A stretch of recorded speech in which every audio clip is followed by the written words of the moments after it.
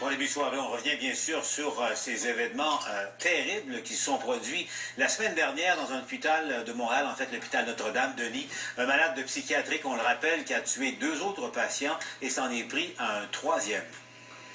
Affaire particulière, affaire où il y a beaucoup de questions sans réponse au moment où on se parle, parce que les événements se seraient produits sur 3 jours. C'est un patient de l'aile psychiatrique de l'hôpital Notre-Dame, donc, qui aurait étouffé 2 patients sur 2 journées différentes et aurait tenté d'en étouffer une 3e personne la 3e journée, mais n'aurait pas réussi à tuer la 3e personne. Il y a donc 2 décès dans cette affaire.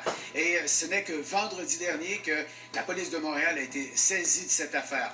Alors maintenant, dans quelles circonstances ça s'est passé, comment le patient a-t-il pu procéder ainsi, et surtout, ça s'est passé sur 3 jours. Qu'est-ce qui s'est passé pour que l'hôpital mette autant de temps à découvrir tout ce qui s'était passé, les circonstances de tout ça. Je dois vous dire qu'au moment où on se parle, il y a un point de presse de l'hôpital Notre-Dame, donc on espère vous donner des informations là-dessus un petit peu plus tard, Paul, mais pour l'instant, je vous dirais, le SPVM enquête là-dessus, on parle de 2 décès, et une autre personne qui aurait, dont le patient en question de l'aide psychiatrique aurait tenté de l'étouffer également. Mais on le disait, ça s'est passé la semaine dernière, ces événements-là. Oui.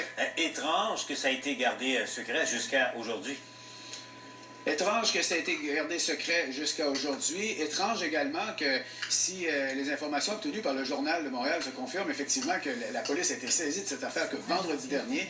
Alors, pourquoi les policiers ont été saisis de l'affaire que vendredi alors que ça s'est échelonné sur 3 jours? On peut penser à certaines réponses, mais franchement, là, et surtout le fait que ce n'est qu'aujourd'hui qu'on apprenne tout ça. Beaucoup de questions, là, comme je vous le mentionnais, Paul, sans réponse dans cette affaire. À tout de suite, Denis.